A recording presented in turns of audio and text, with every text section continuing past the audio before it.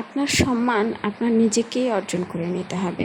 আপনি যে কাজটা করবেন সে কাজটা করার আগে একবার নয় বারবার চিন্তা করবেন যে মানুষ সেই কাজের জন্য আপনাকে কতটুকু সম্মান করবে ভবিষ্যতে।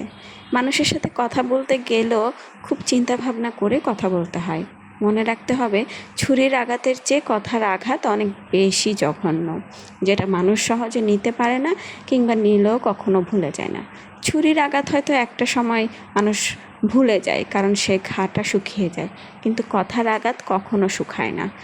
কথার আঘাত মানুষের অন্তরে মৃত্যুর আগ পর্যন্ত মানুষ বয়ে বেড়ায়। আসসালামু আলাইকুম। চলে আসলাম আমার ইউটিউব চ্যানেল আয়েশা আক্তার থেকে। আমি আয়েশা আবারও নতুন আরও একটি ভিডিও নিয়ে, খুবই ছোট্ট একটি ভিডিও নিয়ে আজকে হাজির হলাম, তাও সে অনেক দিন আগের করা। এই তো যখন বাবার বাড়ি গিয়েছিলাম কোরবানির আগে আগে সবাই তো কত প্রিপারেশন নিল, আমরাও নিয়েছিলাম, কিন্তু ওভাবে ক্যামেরা বন্দি করা হয়নি। এখানে আম্মু বলল গরম মশলাগুলো একটু ব্লেন্ডার করে নিতে, তো আমি বসে বসে এগুলো ব্লেন্ডার করে নিচ্ছিলাম। এর মধ্যে আলহামদুলিল্লাহ আমাদের কোরবানির গরুও চলে আসলো। মানুষ কোরবানির ব্লগ দিয়ে আরও কত কি করে ফেললো, আর আমি এখনও পর্যন্ত কোরবানির ব্লগে আপলোড করতে পারলাম না। এই হচ্ছে আমার অবস্থা। তো যাই হোক, আলহামদুলিল্লাহ খুব সুন্দর একটি গরু নিয়ে আসছে আমাদের বাবার বাড়িতে। এটা হচ্ছে আমার বাবার বাড়ির গরু। আর শ্বশুর বাড়ির গরুও এনেছিল, কিন্তু সেগুলোর ভিডিও করা হয়নি।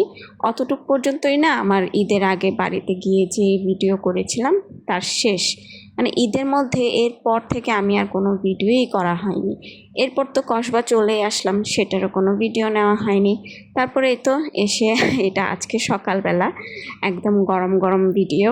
তো রুটি, গরম গরম রুটির মতো গরম গরম ভিডিও। নাস্তা করার জন্য একটু রুটি ভেজে নিচ্ছে। আমার না এরকম সাদা রুটি খেতে মোটেও ভালো লাগে না, আমার হচ্ছে পরোটা খেতে ভালো লাগে, কিন্তু আমার হাজব্যান্ড হচ্ছে এরকম শুধু ছেঁকে রুটি খায়। তো ওনার জন্য রুটি আর আমার জন্য রুটি করে নিলাম একসাথে। তারপর সন্ধ্যার দিকে একটু বিকেলবেলা দুজন বাহিরে গিয়েছিলাম, তো আসার সময় চিড়া নিয়ে আসলাম।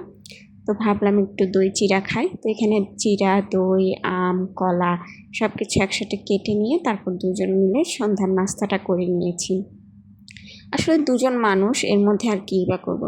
তো ভিডিওর এতক্ষণ পর্যন্ত যারা এখনও আমার এই ভিডিওটি দেখছেন, আপনাদেরকে একটা ছোট্ট রিকোয়েস্ট করি, আমার ভিডিওটা যদি ভালো লাগে তাহলে একটা ছোট্ট লাইক দিয়ে আমার পাশে থাকবেন আর কমেন্ট করে জানিয়ে যাবেন।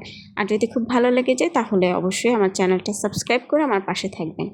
এই তো বললাম না, সন্ধ্যায় বাহিরে গিয়েছিলাম। এটা হচ্ছে একটা ফ্লোরের কি বলে এটা, মানে একটা বড় ফুল গাছ নিয়ে এসেছি আমাদের ঘরটাকে সাজানোর জন্য। আসলে নতুন সংসার, এখনও ওভাবে সাজানো হয়নি, তারপর টুকটাক করে একটু একটু করে সাজাচ্ছি। তো এটা হচ্ছে, এই তো এখন হচ্ছে দুপুরের দিকে রান্না বান্না করব, কিন্তু রান্নাঘরের অবস্থা তো খুবই বাজে, বেহাল দশা। সব কিছু পরিষ্কার করে তারপর। তো আজকে এই পর্যন্ত, সবাই ভালো থাকবেন। আল্লাহ হাফেজ।